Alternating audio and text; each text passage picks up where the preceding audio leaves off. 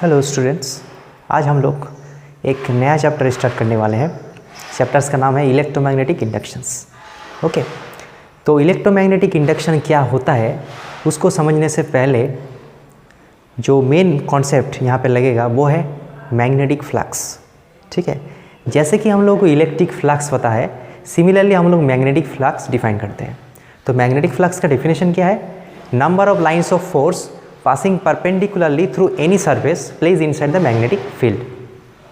Simple language में हम बोल सकते हैं कि अगर मैग्नेटिक फील्ड के अंदर कोई भी सरफेस हम रखेंगे तो उस सरफेस के थ्रू जितना लाइन्स ऑफ फोर्स पास करेगा वो है मैग्नेटिक फ्लक्स। ठीक है, तो कोई भी सरफेस हम रख सकते हैं, उसके थ्रू जितना पास कर रहा है, मान लेते कि 15 लाइन्स ऑफ फोर्स उसमें पास कर रहा है तो मैग्नेटिक फ्लक्स कितना होगा? 15। लेकिन मैथमेटिकली हम लोग कैसे लिखेंगे? वहाँ पे हम लोग क्या लिखे थे इलेक्ट्रिक फ्लक्स में? E vector dot S vectors. तो यहाँ पे क्या हो जाएगा?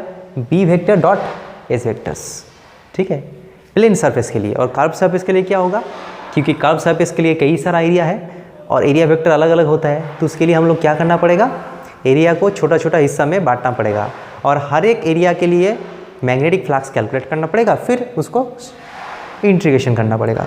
बी डॉट डी एस, समझ में आ गया? कर्व सरफेस के लिए और प्लेन सरफेस के लिए बी डॉट एस। ठीक है, मतलब बी एस कॉस थीटा। जो फॉर्मूला है वो क्या है? B S cos theta. वहाँ पे ई एस कॉस थीटा था। ठीक है, बी मतलब मैग्नेटिक फील्ड, एस मतलब surface area, theta is the angle between B and S vector. B मान लेते कि यहाँ पे एक वेक्टर्स है बी वेक्टर्स, से क्या है? B vectors. मैग्नेटिक फील्ड इधर है, तो यहाँ पे हम लोग अगर कुछ सरफेस को रखेंगे तो लाइन्स ऑफ फोर्स पास करेगा। मान लेते हैं इसका एरिया क्या है? एस है, और ये जो मैग्नेटिक फील्ड बना है उसका वैल्यू है बी। अगर यहाँ पे हम लोग एक सरफेस एरिया रखते हैं, मान लेते हैं कि हम लोग ऐसे रखते हैं, इसको ऐसे रखते हैं, तो इसको अगर ऐसे रखेंगे तो कितना मैग्नेटिक फील्ड प्लस कितना लाइन्स ऑफ फोर्स पास करेगा? मैक्सिमम पास करेगा। करेगा कि नहीं करेगा? हर एक लाइन्स ऑफ फोर्स पास करेगा। मतलब मैग्नेटिक फील्ड और एरिया वेक्टर के बीच अभी कितना एंगल है? देखो, एरिया वेक्टर क्या है? परपेंडिकुलर टू द सरफेस, ऐसा। तो मैग्नेटिक फील्ड और एरिया वेक्टर, एरिया का वेक्टर एस वेक्टर और वी वेक्टर अभी क्या है? 0 डिग्री एंगल में है। तो इन सिचुएशन में क्या हो गया? 0 डिग्री एंगल में मैक्सिमम लाइन्स जा रहा है। तब धीरे धीरे इसको घुमाएंगे और ऐसे कर देंगे। जब ऐसे कर देंगे कितना लाइन्स ऑफ फोर्स जाएगा? जाएगा ही नहीं, क्योंकि ऐसे देखा हुआ है, इधर पानी बह रहा है। ऐसे रखेंगे तो मिनिमम लाइन्स ऑफ फोर्स जाएगा, ऐसे रखेंगे तो मैक्सिमम जाएगा। तो ऐसे रखेंगे तो इसका मैग्नेटिक फील्ड के साथ एरिया वेक्टर कितना एंगल बना? 90 डिग्री। तो जब थीटा का वैल्यू 0 हो रहा है तो मैक्सिमम हो रहा है, और थीटा का वैल्यू जब 90 हो रहा है तो मिनिमम हो रहा है। इसीलिए हम लोग क्या लिया? कॉस थीटा, क्योंकि कॉस थीटा का वैल्यू क्या होता है? 0 से मैक्सिमम होता है और 90 में मिनिमम होता है। और बाकी एस अगर बड़ा लोगे तो ज़्यादा मैग्नेटिक फ्लक्स पास करेगा, एक छोटा सरफेस में कम।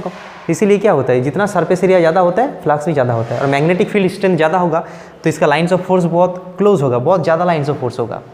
मैग्नेटिक फील्ड का स्ट्रेंथ कैसे डिटरमाइन होता है? Number of lines of force per unit area, उसका डेंसिटी कितना ज़्यादा है। जिस रीजन में मैग्नेटिक फील्ड ज़्यादा होता है उस रीजन में क्या होता है? बहुत सारा लाइन्स छोटे जगह पे रहता है। अब ये दोनों में कौन सा मैग्नेटिक फील्ड स्ट्रॉन्ग है? ये स्ट्रॉन्ग है, क्योंकि यहाँ पे इतना ही स्पेस में 5 लाइन है, यहाँ पे इतना ही स्पेस में 3 लाइन है, मतलब यहाँ पे डेंस है, मतलब यहाँ पे मैग्नेटिक फील्ड का स्ट्रेंथ ज़्यादा है। ठीक है, तो जो मेन बात यहाँ पे था वो है magnetic flux, that is B dot S vector, B S cos theta. Number of lines of force passing perpendicular through any surface placed inside a magnetic fields. Electromagnetic induction शुरू होता है तीनों एक्सपेरिमेंट के साथ। कुछ एक्सपेरिमेंटल ऑब्जर्वेशन करने के बाद कुछ लॉ में पहुंचा गया है। तो जो एक्सपेरिमेंट हुआ था वो क्या था, देख लेते हैं। पहला एक्सपेरिमेंट है कि हमारे पास एक कॉइल है, करंट कैरिंग लूप है, यहाँ पे करंट नहीं है, बैटरी नहीं है तो करंट नहीं होगा, जाहिर सी बात है। यहाँ पे एक गैल्वेनोमीटर लगाया हुआ है। गैल्वेनोमीटर का काम क्या होता है? अगर वहाँ पे करंट जाएगा तो वो डिफ्लेक्शन शो करता है। Okay, it detects the current. तो यहाँ पे एक कॉइल रखा हुआ है, इसमें कुछ करंट नहीं है, होना भी नहीं चाहिए क्योंकि बैटरी नहीं है, आराम से रखा हुआ है। और एक मैग्नेट को हम लोग, नॉर्थ पोल साउथ पोल है मैग्नेट, इसको ऐसे ले आ रहे हैं, बार मैग्नेट को इधर लूप के ओर ऐसे ले आ रहे हैं हम लोग। तो जब हम लोग इसको मूव कर रहे हैं इधर अलोंग द लूप, तो हम लोग देख रहे हैं कि यहाँ पे एक करंट जनरेट हो रहा है, एक करंट जनरेट हो रहा है, मतलब इसका क्या होगा? डिफ्लेक्शन होगा, एक करंट जनरेट होगा, डिफ्लेक्शन होगा। ठीक है। अगर हम लोग स्टॉप हो जाएंगे तो करंट फिर जीरो हो जाएगा। फिर अगर हम लोग वापस इधर जाएंगे फिर भी एक करंट शो करेगा, लेकिन ऑपोजिट साइड में। तो यहाँ पे बहुत ही इंटरेस्टिंग चीज़ है कि यहाँ पे तो कुछ बैटरी नहीं है, कुछ भी नहीं है, तो यहाँ पे करंट कैसे आ रहा है? तो यहाँ पे क्या हो रहा है, सिर्फ हम इस मैग्नेट को यहाँ पे ला रहे हैं, इसका ये लूप है, मैग्नेट को ऐसे ला रहे हैं तो इसमें करंट बह रहा है। कहाँ से, उसका करंट आया कहाँ से, वो हम लोग को देखना है। फिर जब स्टॉप हो जाएंगे, मतलब रेस्ट में आ जाएंगे, तो करंट चलना बंद हो गया, फिर वापस जाएंगे फिर भी करंट चल रहा है। तो जब मोशन हो रहा है तो करंट चल रहा है। और हम लोग क्या करते हैं, इसको रेस्ट कर देते हैं और इस लूप को लेके इधर इधर जाएंगे फिर भी यहाँ पे करंट आएगा। मतलब जब लूप और मैग्नेट के बीच में एक रिलेटिव मोशन होगा, क्या मोशन होगा, रिलेटिव मोशन, रिलेटिव मोशन। जब लूप और मैग्नेट के बीच में एक रिलेटिव मोशन होगा तब क्या होता है, इसमें एक करंट इंड्यूस्ड हो जाता है। ठीक है, तो ये जो है इसको क्या बोलते हैं, इस फेनोमेना को electromagnetic inductions. When there is a relative motion between magnets and loop, there is a current induced in the loop. ठीक है, उसके बाद में भी हम लोग देखेंगे। नंबर 2 एक्सपेरिमेंट क्या हो रहा है, यहाँ पे एक लूप रखा हुआ है जिसमें कोई करंट नहीं है, होना भी नहीं चाहिए क्योंकि इसमें तो कुछ बैटरी नहीं है, सिर्फ गैल्वेनोमीटर लगाया हुआ है और इसमें करंट है, करंट जाएगा क्योंकि ये तो बैटरी लगा है। अब क्या कर रहे हैं हम लोग, इसको रेस्ट में रखते हैं और इसको ऐसे ले आ रहे हैं। करंट कैरिंग लूप को जब एक नॉर्मल लूप के साथ ऐसे क्लोज ला रहे हैं हम लोग, तो यहाँ पे करंट जनरेट होता है, यहाँ पे डिफ्लेक्शन शो करता है। फिर स्टॉप हो गया, करंट जीरो, फिर वापस जा रहा है, फिर भी करंट शो कर रहे हैं। आने के वक्त भी जब मतलब जितना वक्त हम लोग मूवमेंट कर रहे हैं उतना वक्त यहाँ पे करंट शो कर रहे हैं। जब हम लोग स्टॉप हो जाएंगे तो करंट नहीं शो करेगा। ये हो गया सेकेंड एक्सपेरिमेंट। और थर्ड एक्सपेरिमेंट क्या हुआ, यहाँ पे एक गैल्वेनोमीटर लगाया हुआ है और एक करंट कैरिंग लूप है, यहाँ पे भी लूप है, बैटरी लगाया है लेकिन ऑन नहीं है स्विच। जब इसको ऑन कर देंगे तो ये एक शो करेगा, करंट ने शो करेगा। उसके बाद क्या होगा, फिर जीरो हो जाएगा, फिर इसको ऑफ कर देंगे फिर शो करेगा। तो यहाँ पे क्या हो रहा है, यहाँ पे कुछ बैटरी नहीं है तो करंट आ रहा है कहाँ से, क्या हो रहा है कि यहाँ पे करंट जनरेट हो रहा है। हाँ, रिलेटिव मोशन हो रहा है, लेकिन क्या हो रहा है। तो फैराडे ने एक कंक्लूजन निकाला, फैराडे साइंटिस्ट का नाम, फैराडे क्या किया, इन तीनों एक्सपेरिमेंट से कंक्लूजन निकाला। क्या निकाला कि इन तीनों में से एक कॉमन चीज़ हो रहा है। वो क्या हो रहा है, मैग्नेटिक फ्लक्स चेंज हो रहा है। यहाँ पे मैग्नेटिक फ्लक्स पहले कितना था, जितना भी था 2-1 था, वो बढ़ गया। कैसे, देखो नॉर्थ पोल से क्या होता है, लाइन्स ऑफ फोर्स निकलता है कि नहीं निकलता है। हमें पता है कि नॉर्थ पोल से लाइन्स ऑफ फोर्स ऐसे निकलता है, लाइन्स ऑफ फोर्स पहले ही पता है। अब देखो इसमें कितना मैग्नेटिक फ्लक्स पास कर रहा है, 1 2 3। जब इसको क्लोज लाएंगे ऐसे क्लोज लाएंगे तो सारी मैग्नेटिक फ्लक्स इसके थ्रू पास करेगा। मतलब जब हम लोग दूर से एक मैग्नेट को एक लूप के अलोंग ले आते हैं तो उसका मैग्नेटिक फ्लक्स में बदलाव आता है। क्या आता है, बदलाव आता है। इसमें अगर 1 2 पास कर रहा था, जितना क्लोज आएंगे तो 2 से 3 4 ऐसे बढ़ते रहेगा, लाइन्स ऑफ फोर्स बढ़ता रहेगा। इसके थ्रू जो सर्किट है जिसमें करंट इंड्यूस हो रहा है उसमें मैग्नेटिक फ्लक्स का बदलाव आ रहा है। तो मैग्नेटिक फ्लक्स जब बदलता है तभी जाके इंड्यूस होता है करंट। वो कौन बोला, फैराडे बोला। इसी में वही हो रहा है। देखो इसमें तो current carrying loop is nothing but magnet, इसको ले आना और इसको ले आना एक ही बात है। पिछले दिन हम लोग देख चुके हैं कि करंट कैरिंग लूप और मैग्नेट दोनों का एक ही काम है, दोनों इक्विवेलेंट है, एक ही तरह का मैग्नेटिक फील्ड प्रोड्यूस करता है। तो ये जब इसके क्लोज में आएगा तो मैग्नेटिक लाइन से फोर्स ज़्यादा पास करेगा, पहले कम कर रहा था तो चेंज हो रहा है ना, तो यहाँ पे इंड्यूस होगा। फिर जब हम जो स्टॉप कर देते हैं तो करंट जीरो हो जाता है। स्टॉप कर देते हैं तब इसमें मान लेते हैं कि 10 लाइन्स ऑफ फोर्स जा रहा है तो वहाँ पे करंट जीरो हो रहा है। तो यहाँ पे बहुत ही इंपॉर्टेंट बात है कि नंबर ऑफ फ्लक्स कितना जा रहा है, ज़्यादा जा रहा है मतलब ज़्यादा करंट होगा, वो वैसा बात नहीं, चेंज होना चाहिए। 2 से 3 4 ऐसा होना चाहिए। अगर 10 भी मान लेते हैं कि 100 लाइन्स ऑफ फोर्स जा रहा है लेकिन वो स्टॉप हो गए तो चेंज नहीं होगा, लेकिन चेंज होना चाहिए, हमेशा वो मूव होना चाहिए तभी जाके करंट होगा। Okay, so there must be relative movement. यहाँ पे क्या हो रहा है, जब हम लोग इसको यहाँ पे कितना मैग्नेटिक फ्लक्स था, 0 था, इसमें 0 इसमें भी 0। अब यहाँ पे ऑन किया तो ये मैग्नेट में कन्वर्ट हो जाएगा। ओके, फिर यहाँ से लाइन्स ऑफ फोर्स बनेगा, इसमें जाएगा, तो यहाँ पे एक चेंज हुआ। उसके बाद क्या हुआ, उसके बाद इसका करंट जो होता है तो करंट डेवलप होने में तो टाइम लगता है। तो पहले जो करंट चेंज हो रहा था, करंट चेंज हो रहा था मतलब मैग्नेटिक फील्ड चेंज हो रहा था, मैग्नेटिक फील्ड चेंज हो रहा था मतलब मैग्नेटिक फ्लक्स चेंज हो रहा था। तो जितना वक्त चेंज हो रहा था यहाँ पे शो करेगा, फिर वो क्या होगा, मैग्नेटिक फ्लक्स जो है कांस्टेंट हो जाएगा, मतलब और नहीं बढ़ेगा, तो वो करंट जीरो हो जाएगा। फिर ऑफ कर देंगे तो फिर करंट मिलेगा, कि वहाँ पे एक बदल रहा है। मतलब जहाँ पे मैग्नेटिक फ्लक्स बदल रहा है वहाँ पे एक ईएमएफ डेवलप होगा, ईएमएफ, और you can say current will developed. This is known as electromagnetic inductions. अब हम लोग देख लेते हैं कि Faraday law of electromagnetic induction क्या है। ठीक है, पहले स्टेटमेंट को पढ़ लेते हैं। Whenever a magnetic flux linked with a closed circuit changes, a EMF will induce across it, and the value of EMF is equal to the rate of change of magnetic flux through it. जहाँ जहाँ पे magnetic flux change होगा, बदलाव होगा, अगर एक close loop है और क्लोज लूप के थ्रू जितना फ्लक्स जा रहा है उसमें अगर बदलाव होगा तो उसके अक्रॉस में क्या होगा, एक EMF जनरेट होगा, as if there is a battery, और वहाँ पे एक करंट भी बहेगा। This is known as electromagnetic induction. और जो EMF जनरेट होगा उसका वैल्यू क्या होगा, वो होगा rate of change of flux, d∅dt। Okay, rate of change of flux के साथ इक्वल होगा उसका वैल्यू। ये है Faraday law of electromagnetic inductions. ठीक है, क्यों हो रहा है वो एक्सपेरिमेंट हम लोग पहले ही देख चुके हैं कि जहाँ जहाँ पे फ्लक्स में बदलाव आ गया वहाँ पे EMF इंड्यूस्ड होगा, लेकिन EMF का वैल्यू कितना होगा वो Faraday law of electromagnetic induction से पता चलता है। ठीक है, अब ये जो d∅dt है मतलब rate of change of flux, इसके वजह से EMF जनरेट हो रहा है। लेकिन अगर हम लोग अगर मोर स्पेसिफिकली लिखेंगे तो ये हो जाएगा माइनस d∅dt। ठीक है, ये तो वैल्यू है, EMF का वैल्यू है वो ऐसा है मॉड वैल्यू, लेकिन माइनस साइन यहाँ पे क्यों आया, इसके लिए एक और लॉ है, उसका नाम क्या है, लेंजेस लॉ।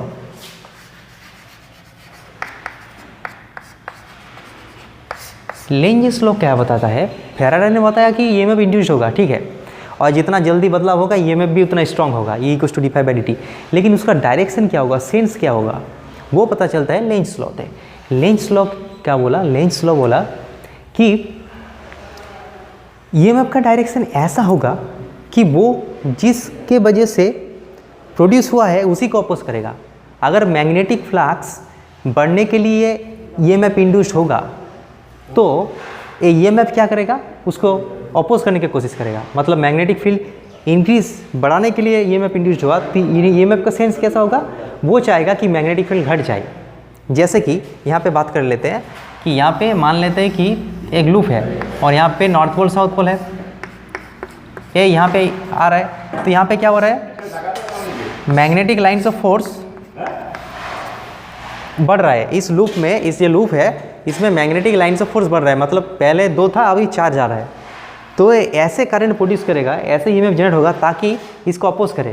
पहले कितना था 4, अभी हो गया कितना 10, तो वो कहा चाहेगा कि वो जो 6 एक्स्ट्रा हो गया वो उसको न्यूट्रल करना चाहेगा, मतलब वो जैसा है वैसे ही रहना चाहते हैं।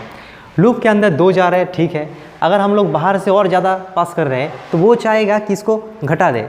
कैसे घटा सकते हैं, इधर लाइन्स ऑफ फोर्स पास कर रहे हैं तो वो चाहेगा कि इधर कुछ लाइन्स ऑफ फोर्स क्रिएट कर दे ताकि वो न्यूट्रल हो जाए। तो वो कैसे पॉसिबल है, ऐसे करंट इंट्रोड्यूस होगा, ऐसे ऐसे, क्योंकि अगर इस लूप में ऐसे करंट जाएगा तो इधर मैग्नेटिक फील्ड बनेगा। अगर यहाँ पे करंट बहेगा तो इसके लिए भी तो एक मैग्नेटिक फील्ड बनेगा लूप के लिए। तो पहले वो आराम से था, उसमें कुछ लाइन्स ऑफ फोर्स नहीं जा रहा है। अभी मान लेते कि 10 लाइन्स ऑफ फोर्स हम लोग डाल दिया, तो ये जो 10 एक्स्ट्रा हो गया तो वो चाहेगा कि नहीं मैं 0 था तो 0 ही रहना चाहते, तो वो कैसे कर सकता है, इधर 10 हो गया तो वो चाहेगा इधर 10 प्रोड्यूस कर दे। उसके लिए क्या करना पड़ेगा, ऐसे करंट उसको डेवलप करना पड़ेगा, इसीलिए करंट का सेंस ऐसा होगा। मतलब जिसके लिए वो बना है उसी को अपोज करने की कोशिश करेगा। मतलब यहाँ पे इधर मैग्नेटिक फील्ड हमने भेजा और उसके लिए यहाँ पे EMF जनरेट हुआ, तो EMF और करंट का जो सेंस होगा वो ऐसा होगा कि उसके लिए बनने वाला ये मैग्नेटिक फील्ड इसको अपोज करेगा। हम लोग इधर मैग्नेटिक फील्ड प्रोड्यूस किया तो वो ऐसे करंट फ्लो होगा ताकि उसके लिए इधर मैग्नेटिक फील्ड प्रोड्यूस हुआ। समझ में आ गया, मतलब जो कारण है उसी को अपोज करेगा। समझ में आ गया। अगर इसको दूर ले जा रहे हैं, दूर ले जाने से क्या होता है, इसका लाइन्स ऑफ फोर्स घट जाएगा। तो लाइन्स ऑफ फोर्स घट जाएगा मतलब वो क्या चाहेगा, करंट को अपोज करेगा, वो घटने नहीं देगा, वो उसको सपोर्ट करेगा, तब करंट इधर बनेगा। जब हम लोग इधर जाएंगे तो करंट कैसे बनेगा, ऐसे बनेगा, वो सपोर्ट करना चाहते हैं। जब इधर हम बढ़ा रहे हैं तो वो घटाना चाहेगा, अगर हम लोग उसको घटा रहे हैं तो वो बढ़ाना चाहेगा। समझ में आ गया, मतलब वो जो हो रहा है उसको अपोज करेगा हमेशा। तो ऐसे हम लोग उसको सेंस निकाल सकते हैं। लेंजेस लॉ क्या है उसको हम लोग लिख लेते हैं कि the direction of induced EMF is such that it oppose the reason which induced it. जिस रीजन के वजह से ये बना है उसी को वो क्या करेगा, अपोज करेगा। हम लोग यहाँ पे एक प्रॉब्लम को देख लेते हैं इसके related. Magnetic field at region changes at rate of 0.2 tesla per second. मतलब किसी रीजन है जहाँ पे मैग्नेटिक फील्ड बदल रहा है, कितना रेट में बदल रहा है, 0.2 tesla per second. Rate of change of magnetic field वो दिया है, तो वो हम लोग लिख सकते हैं कि dV/dt वो दिया है, कितना दिया है, 0.2 टेस्ला पर सेकेंड। और वहाँ पे परपेंडिकुलरली, मतलब मैग्नेटिक फील्ड के साथ परपेंडिकुलरली क्या रखा गया है, एक एरिया रखा हुआ है। तो इसका जो वैल्यू है वो क्या है, 10 सेंटीमीटर स्क्वायर। इसको मीटर स्क्वायर कैसे कन्वर्ट करेंगे, सेंटीमीटर से मीटर जाने के लिए 10⁻⁻2 और मीटर सेंटीमीटर स्क्वायर है तो क्या हो जाएगा 10⁻⁻4 मीटर स्क्वायर। तो अल्टीमेटली क्या हो जाएगा 10⁻³ मीटर स्क्वायर। ठीक है। और इसमें पे एंगल कितना है, थीटा कितना है, अच्छे से समझना होगा। मैग्नेटिक फील्ड और एरिया के बीच में एंगल 90 है, लेकिन magnetic field and area vector के बीच में कितना एंगल है, 0 एंगल है। समझ में आ रहा है। मैग्नेटिक फील्ड ऐसे है और एरिया ऐसे रखा हुआ है, तो एरिया वेक्टर तो परपेंडिकुलर टू द सरफेस होता है, तो अल्टीमेटली एरिया वेक्टर इसके एंगल कितना होगा, 0 हो गया। सो थीटा का जगह 0 बैठेगा। अब हम लोग देख लेते हैं कि ईएमएफ का वैल्यू क्या है। dφ/dt होता है Faraday law of electromagnetic induction. इसका वैल्यू सेंस तो हम लोग अभी चाहिए नहीं, तो डी फाई की जगह हम लोग क्या लिख सकते हैं, बोलो। फाई की जगह हम लोग लिख सकते हैं BS cos थीटा। ठीक है। अब देखो यहाँ पे देखो जो एरिया है वो नहीं बदल रहा है और ये थीटा भी नहीं बदल रहा है। थीटा तो 0 है, cos 0 1 हो जाएगा, मतलब ये हो जाएगा d/dt ऑफ B × S, तो 0 हो गया। अब देखो यहाँ पे एरिया तो बदल नहीं रहा है, कौन सा फ्लक्स, जो फ्लक्स में बदलाव आ रहा है, फ्लक्स में बदलाव कैसे आ सकता है, कभी B भी बदल सकता है, S भी बदल सकता है, थीटा भी बदल सकता है। मतलब फ्लक्स को बदलने के लिए 3 पैरामीटर्स है। अगर B को बदल देंगे तो फ्लक्स चेंज हो जाएगा, S को बदल देंगे, एरिया छोटा बड़ा कर देंगे तो फ्लक्स चेंज हो जाएगा, और थीटा बदलने से भी हो जाएगा। तो यहाँ पे B चेंज हो रहा है, तो यहाँ पे इसीलिए क्या होगा, S बाहर आ जाएगा, dB/dt। S का वैल्यू क्या है 10⁻³ और dB/dt का मतलब क्या है 0.2। और एक चीज़ यहाँ पे छूट गया, वो क्या है बोलो तो, यहाँ पे n मल्टीप्लाई होगा। अगर नंबर ऑफ टर्न्स n है तो वहाँ पे n मल्टीप्लाई हो जाएगा। ये इक्वल टू क्या होगा, एक लूप के लिए dφ/dt, लेकिन n लूप है, n number of turns n dφ/dt, तो यहाँ पे n मल्टीप्लाई हो जाएगा, n मल्टीप्लाई हो जाएगा, n मल्टीप्लाई हो जाएगा। तो n का वैल्यू यहाँ पे मल्टीप्लाई कर देते हैं, n कितना है 200। तो अल्टीमेटली कितना निकलेगा, देखो यहाँ पे हो जाएगा 2 × 10⁻⁻2 0.2। सो 0. ये हम लोग लिख सकते हैं कि 2 × 10⁻⁻1। देखो सब पावर में करना तो ईजी होगा। 0.2 का हम लोग ऐसे लिख सकते हैं और 200 का ऐसे लिख सकते हैं। तो यहाँ पे 2 2 4 हो जाएगा, और 10 का पावर कितना होगा, देखो यहाँ पे है -3 -1 -4 और यहाँ पे +2, तो -2, 4 × 10⁻²। हम लोग किसका वैल्यू कैलकुलेट कर रहे थे, ईएमएफ। ईएमएफ का यूनिट क्या होता है, वोल्ट होता है। तो ऐसे हम लोग प्रॉब्लम को सॉल्व कर सकते हैं। ठीक है। न्यूमेरिकल्स देखना पड़ेगा कि कौन सा चीज़ चेंज हो रहा है, मतलब कुछ भी चीज़ बदल सकता है, लेकिन फ्लक्स बदलना चाहिए। अब हम लोग बात कर लेते हैं मोशनल ईएमएफ के बारे में। What is motional EMF. Magnetic field के अंदर अगर एक स्टेट कंडक्टर मूव करेगा तो उसमें क्या होगा, एक पोटेंशियल डिफरेंस या फिर ईएमएफ जनरेट हो जाएगा बिटवीन दिस 2 टर्मिनल्स।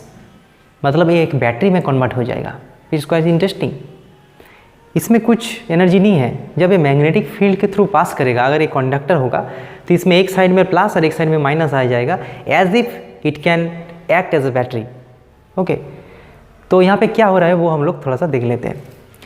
मान लेते हैं कि हमारे पास एक मैग्नेटिक फील्ड है जो कि इनसाइड है, परपेंडिकुलर, इसीलिए क्रॉस साइन दिया हुआ है क्योंकि वो इनसाइड में गया है। ऐसा मैग्नेटिक फील्ड है अंदर, और एक रॉड ऐसे जा रहा है, इसका वेलोसिटी इधर है। तो यहाँ पे हम लोग बोल रहे हैं कि रॉड जा रहा है भी वेलोसिटी के साथ, लेकिन रॉड के अंदर क्या है, ये जो रॉड है, कंडक्टर है, इसके अंदर क्या है, इसके अंदर इलेक्ट्रॉन्स है। जब भी वेलोसिटी में जब रॉड जा रहे हैं, मतलब इलेक्ट्रॉन भी इधर जा रहे हैं। मैग्नेटिक फील्ड के अंदर अगर कोई चार्ज रखा हुआ है, वो मूव कर रहा है, मूविंग चार्ज के ऊपर कितना फोर्स लगा रहता है, क्यू वी क्रॉस वी। ठीक है, तो हम लोगों को पता है कि अगर इलेक्ट्रॉन्स फोर्स ऑन इलेक्ट्रॉन कितना लगेगा, force minus E V cross B, लगेगा कि नहीं लगेगा। ये तो फॉर्मूला है, किसी भी चार्ज अगर v वेलोसिटी के साथ b मैग्नेटिक फील्ड में मूव करेगा तो उसके ऊपर इतना मैग्नेटिक फोर्स लगता है। और इसका वैल्यू क्या होगा, इसका वैल्यू हम लोग निकाल सकते हैं, f का वैल्यू क्या होगा, minus E V B sine 90, क्योंकि अभी 90 डिग्री एंगल पे है, इलेक्ट्रॉन का वेलोसिटी इधर है और मैग्नेटिक फील्ड इन साइड, तो क्या हो जाएगा माइनस ई वी बी। अब यहाँ पे इसका डायरेक्शन कितना होगा, देखो v क्रॉस बी का डायरेक्शन किधर होगा, देखो v इधर और b इन साइड, तो v क्रॉस b ऊपर होगा ना, v और b, तो v क्रॉस b ऊपर होना चाहिए था, लेकिन यहाँ पे एक माइनस साइन है तो नीचे हो जाएगा। मतलब इलेक्ट्रॉन जो है, इलेक्ट्रॉन के ऊपर मैग्नेटिक फोर्स लगेगा किधर, Fm, नीचे की ओर, यहाँ पे Fm लिखते हैं मैग्नेटिक फोर्स, नीचे की ओर एक फोर्स लगेगा और उसका वैल्यू क्या होगा, EVB। ठीक है, माइनस यहाँ पे नहीं देना है, हम लोग सिर्फ वैल्यू लेके काम कर रहे हैं, माइनस मतलब सिर्फ डायरेक्शन पता चलता है। ये हो गया नीचे की ओर। अब देखो यहाँ पे जब इलेक्ट्रॉन्स जो है अगर रेस्ट में था तो वो कोई दिक्कत की बात नहीं, जब रॉड चल रहा है मैग्नेटिक फील्ड के अंदर और रॉड के अंदर क्योंकि इलेक्ट्रॉन्स है तो इलेक्ट्रॉन्स के ऊपर फोर्स लगेगा और वो इलेक्ट्रॉन फोर्स की वजह से कहाँ आएगा, यहाँ पे जमा होता रहेगा और जो पॉजिटिव चार्ज है उसके ऊपर फोर्स लगेगा, मतलब यहाँ पे जमा होता रहेगा। एक्चुअली वैसा बात नहीं है, एक्चुअली है कि इलेक्ट्रॉन नीचे आ जाएगा तो यहाँ पे डिफिशिएंसी ऑफ इलेक्ट्रॉन होगा, मतलब पॉजिटिव चार्ज हो जाएगा। तो यहाँ पे पॉजिटिव चार्ज बढ़ेगा, यहाँ पे नेगेटिव चार्ज बढ़ेगा, एक्यूमुलेट होता रहेगा। अब जब पॉजिटिव और नेगेटिव चार्ज एक्यूमुलेट हो जाएगा तो हम लोगों को पता है कि पॉजिटिव और नेगेटिव चार्ज अगर सेपरेट में है तो उसके अंदर क्या रहता है, इलेक्ट्रिक फील्ड क्रिएट होता है। मतलब यहाँ पे एक इलेक्ट्रिक फील्ड क्रिएट होगा, इधर होगा कि नहीं होगा, ऐसे इलेक्ट्रिक फील्ड क्रिएट होगा, इलेक्ट्रिक फील्ड क्रिएट हो जाएगा और इलेक्ट्रिक फील्ड चार्ज को फोर्स लगाता है। लेकिन इलेक्ट्रॉन को इलेक्ट्रिक फील्ड किधर फोर्स लगाएगा, इलेक्ट्रिक फील्ड इलेक्ट्रॉन को इधर फोर्स लगाएगा। क्यों, क्योंकि इलेक्ट्रॉन नेगेटिव चार्ज है, तो नेगेटिव चार्ज क्या होता है, इलेक्ट्रिक फील्ड के अपोजिट साइड मूव करता है, तो नेगेटिव चार्ज को जो इलेक्ट्रिक फोर्स लगेगा वो इधर लगेगा, F electric field. Electric field के वजह से इलेक्ट्रॉन के ऊपर फोर्स लगेगा, कितना लगेगा, इलेक्ट्रिक फील्ड का जो फोर्स लगेगा वेक्टर वे में अगर लिखेंगे तो ऐसा होगा, minus E multiplied by E, force equals to charge multiplied by electric field, और उसका वैल्यू लिखेंगे तो क्या हो जाएगा, वैल्यू लिखेंगे तो ये हो जाएगा। ठीक है, तो क्या हुआ, देखो पहले इसमें क्या था, इलेक्ट्रॉन था लेकिन न्यूट्रल स्टेट में था, मतलब इलेक्ट्रॉन पॉजिटिव चार्ज सब मिला के न्यूट्रल था, मतलब इसमें कोई चार्ज नहीं था।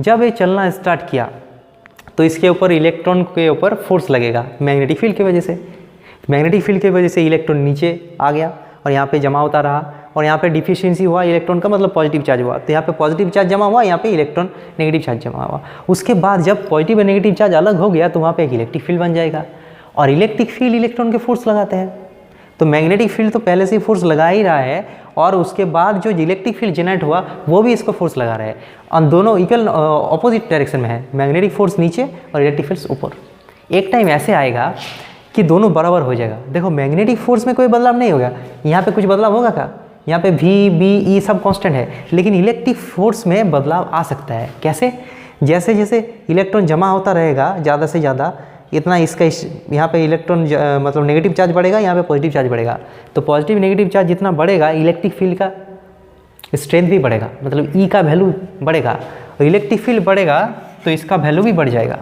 और एक टाइम ऐसा आएगा कि नीचे लगने वाला मैग्नेटिक फोर्स और ऊपर लगने वाला इलेक्ट्रिक फोर्स बराबर हो जाएगा और फर्दर एक्यूमुलेशन नहीं होगा, क्योंकि इलेक्ट्रॉन के ऊपर अब क्या हो रहा है, नेट जीरो फोर्स लग रहा है, मैग्नेटिक फोर्स नीचे 5 है तो ऊपर 5 है, मतलब वो खड़ा रहेगा और एक्यूमुलेशन नहीं हुआ। तो जितना देर तक हो गया उसके बाद नहीं होगा, बैलेंस होने के बाद। तो बैलेंसिंग कंडीशन में क्या हो जाएगा, एट इक्विलिब्रियम, इक्विलिब्रियम मतलब जब नेट फोर्स जीरो हो जाएगा क्या हो जाएगा, मैग्नेटिक जो फोर्स है उसका जो वैल्यू है और इलेक्ट्रिक जो फोर्स है उसका जो वैल्यू है वो बराबर हो जाएगा। तो इसका वैल्यू क्या है, E V B और इलेक्ट्रिक फील्ड कितना है, E मल्टीप्लाइड बाई E, ई और ई कैंसिल हो जाएगा, तो यहाँ पे क्या निकल जाएगा, यहाँ पे निकल जाएगा electric field is equal to this. ठीक है, मतलब यहाँ पे एक पॉजिटिव चार्ज और यहाँ पे नेगेटिव चार्ज जमा हो जाएगा और ज़्यादा जमा नहीं होगा, उतना ही रहेगा। उसके बाद तो न्यूट्रल हो गया। अभी क्या होगा, ये जो चीज़ हो गया, पूरा चीज़ क्या हो गया, यहाँ पे एक पॉजिटिव हो गया और यहाँ पे एक नेगेटिव हो गया। मतलब एज इफ इसका इक्विवेलेंट हम लोग लिख सकते हैं कि ऐसा हो गया एक बैटरी, ये बैटरी का काम कर सकता है, इसमें एक ईएमएफ डेवलप हो गया। तो ईएमएफ का वैल्यू कितना होगा बोलो, ईएमएफ का वैल्यू कितना होगा, हम लोगों को पता है कि जो पोटेंशियल डिफरेंस जनरेट होता है वो क्या होता है, electric field multiplied by distance.